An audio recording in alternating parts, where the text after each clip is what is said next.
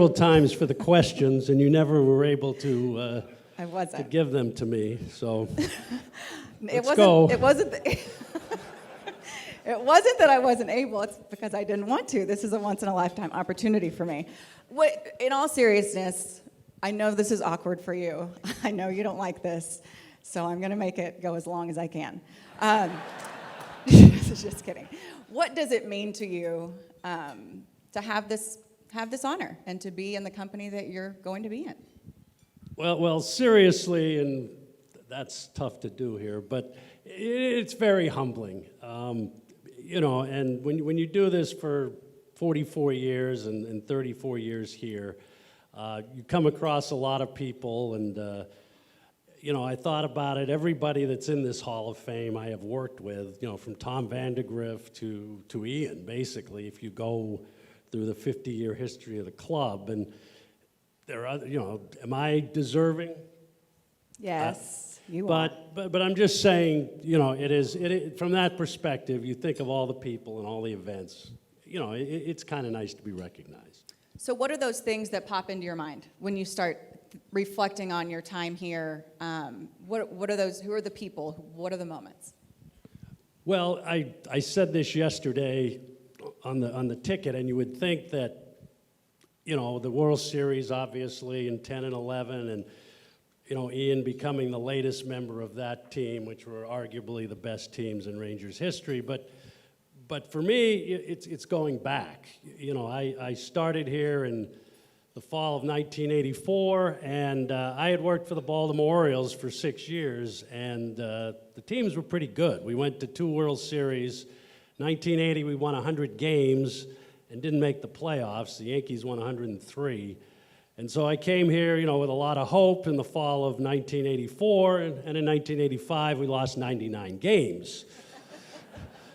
And, things were a little bit, okay, we'll see what happens. But at that point, Tom Grieve hired Bobby Valentine in May of 1985, and that was really the first thing that kind of turned this franchise around. Bobby's energy, working in the community, selling Ranger baseball, being a part of it was really the start for us.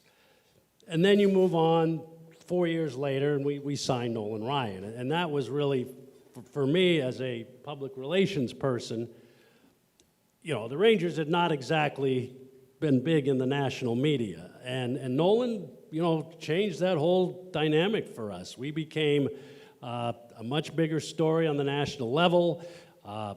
5,000 strikeout was amazing in terms of creating national media, more national TV opportunities, and everything that led to, and he had a lot to do with building the new ballpark. And then thirdly, for me, is Tom Schieffer, who pretty much built the ballpark in Arlington, and that really changed the whole dynamic of the franchise. So when you take those 3 things, then you morph into the success of the late 90s and what's happened from there into this beautiful new ballpark we have. If I go back, that's what I think about. You mentioned Bobby Valentine. Is it true that you failed to stop and render aid to Bobby Valentine when he had a flat tire on his bicycle during spring training? True or false? That is true. I was driving, and if anybody has been in Port Charlotte, Florida, where we trained for the late 80s and the 90s, we stayed way out in the middle of nowhere, long way from the ballpark, and Bobby had the great idea that he was going to bike to the ballpark.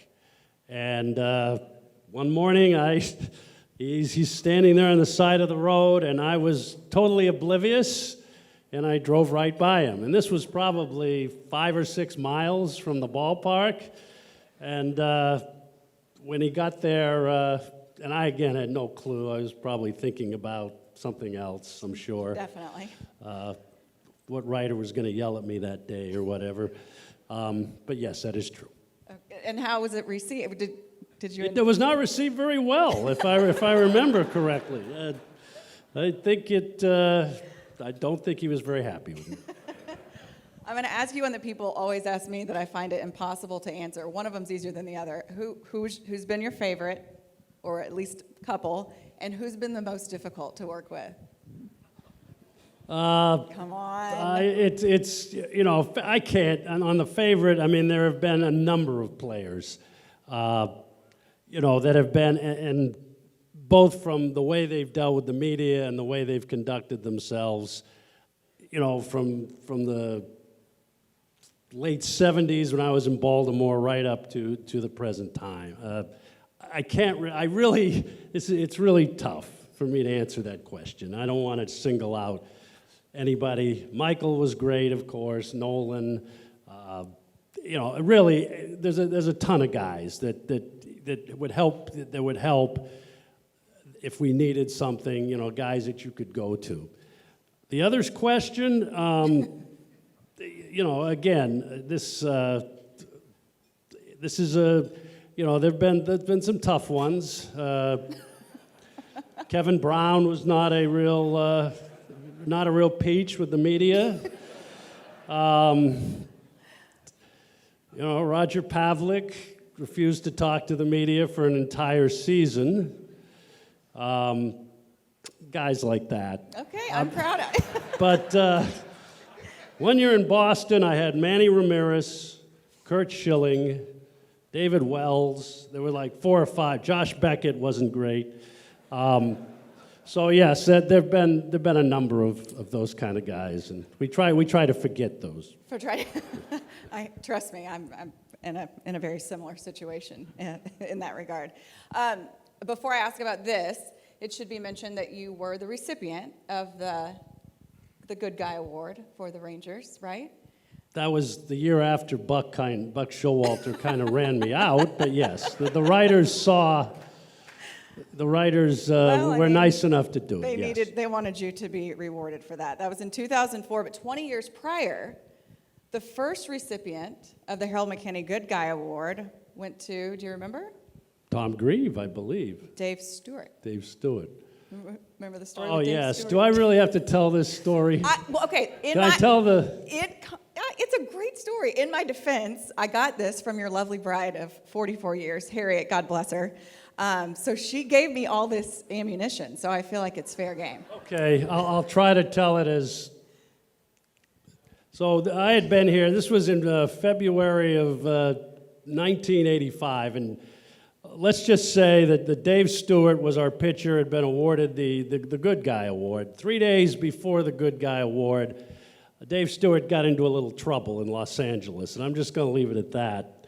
Just Google it, right? Yes, okay. if you want more information. So we had to try to come up with a way to, he was coming in to get this Good Guy Award at our annual awards banquet.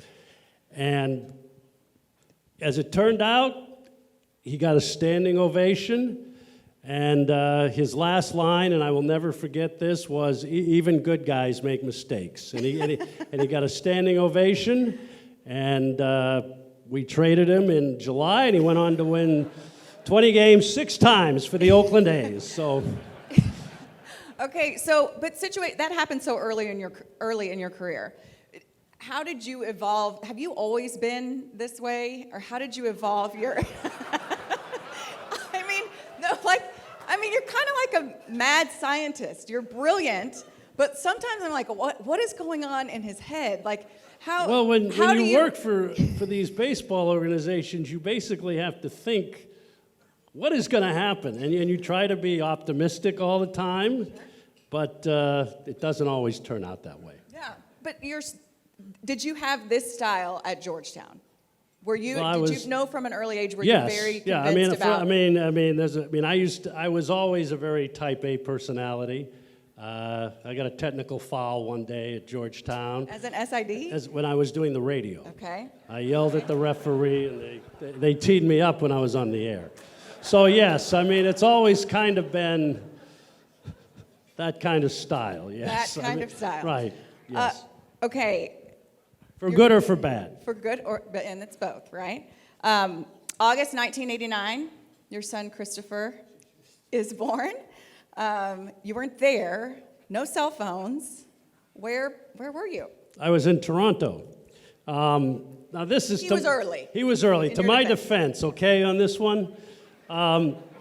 This was the last road trip I was going to make before he was due in September. And he was born 6 weeks early. He was a preemie. I mean, now he's 6'1", so it doesn't matter.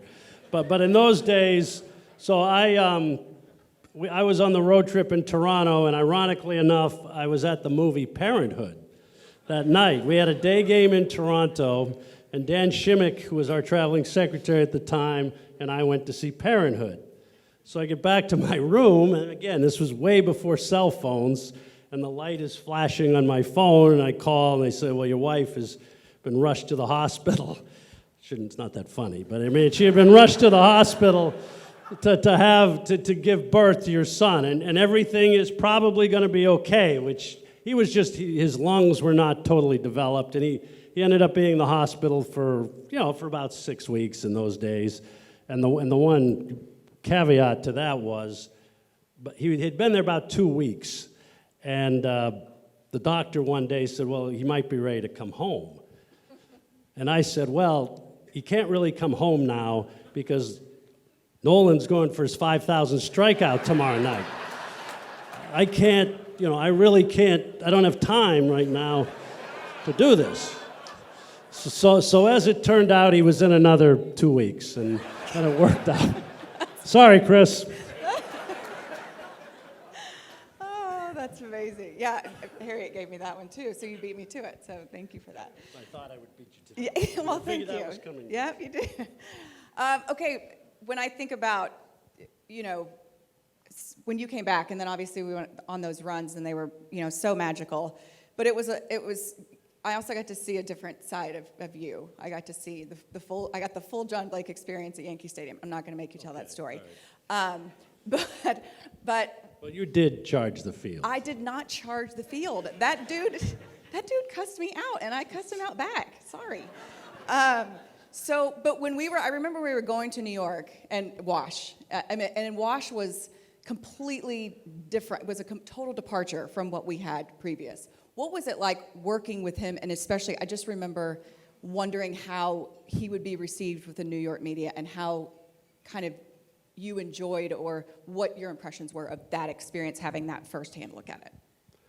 Well, it worked out great. I mean, Wash was, being a manager in a postseason situation, especially when you get to rounds, the LCS and the World Series, there's a lot of demands. I mean, it's like our broadcasters know, there was like a beeline into the manager's office for different broadcast commitments and everything else.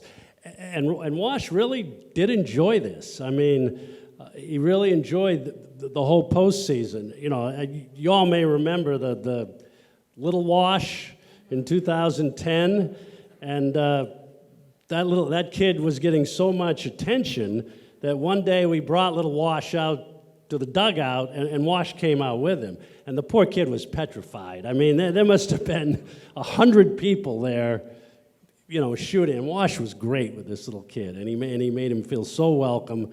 But Wash was so gracious, especially after, Game 7 of the 2011 World Series. I know that was obviously a gut punch in Game 6 and then Game 7, but he handled it with class, and one day, hopefully pretty soon, he will be up here as a member of this Hall of Fame. I know you're going to give your speech tomorrow, but is there anyone in this kind of a little more intimate setting? Is there why are you laughing? Is there anything, you want to say in this more intimate setting? This is intimate? Well, I mean, it's more intimate than a ballpark full of people. In some respects. Do you want to, there's your beautiful wife, Becky, and Chris. Yes. My sister, Martha Fickey, flew all the way down here from Connecticut. I do appreciate that. Thank you. Phil and Ann Rogers were supposed to be a surprise till my daughter spilled the beans last night, so I'm happy they're here. And yes, Chris and his fiancée, Lindsay Lyles, they're getting married in January, so we're very happy about that. Congratulations. And then, obviously, my daughter Becky and her boyfriend Taylor.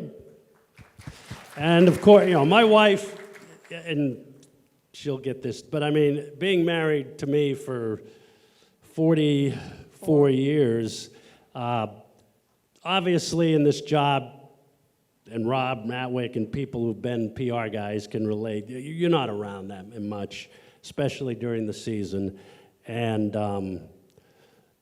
my wife has done a great job in, keeping everybody together, and our kids are great. They love coming to the ballpark, which was obviously a big help. When my wife and I started going out, she didn't know the difference between a catcher and a shortstop. And she didn't know who Bobby Orr was, and if you're from Massachusetts, that's like, But anyway, it's we've made it work. It's worked well, and I love them, and I thank them for everything they've done. Do you think, because I feel like you've evolved over the years, you've softened up a little bit, you're not yelling quite as much. Do you feel like you're starting to kind of take this all in and maybe chill out a little bit? A little bit, yeah. I mean, I'm trying not to take the games as tough as and I don't have to go into all these stories about what I do, and I broke microphones in the press box, and somebody was giving up a bunch of runs, or I threw I mean, everybody who's been around knows. But yes, I have tried to be more mellow. And I don't know if I'm ever going to get there, but certainly in terms of this business and trying to realize, what's involved and the people that work in this business, it's a hard business. I mean, it's a lot of hours. You ride the emotional roller coaster every day in baseball of wins and losses. And looking back on perspective, yes. I mean, I think I have to have a better feel for it. But before you go, one more thing. I just want you to, even though you have evolved, we still have this magical moment. The beauty of television is that you can capture a moment in time. And this may be, even as mellow as you've gotten, I think this is how I'm always going to remember you. That's probably how Dave and CJ are going to remember me, too. Can you just give us a little bit of the backstory on that? Oh, boy. Well, that was, I think that was Adrian's, when we retired his number in 2019. And he had a bunch of commitments. This was during the game. And these two guys were just going on and on and on. And I was trying to get them to, cut it off. Unfortunately, I didn't realize that they had the camera on these guys at the time. And that screenshot continues to haunt me to this day and will probably haunt me for the rest of my life. Oh, amazing.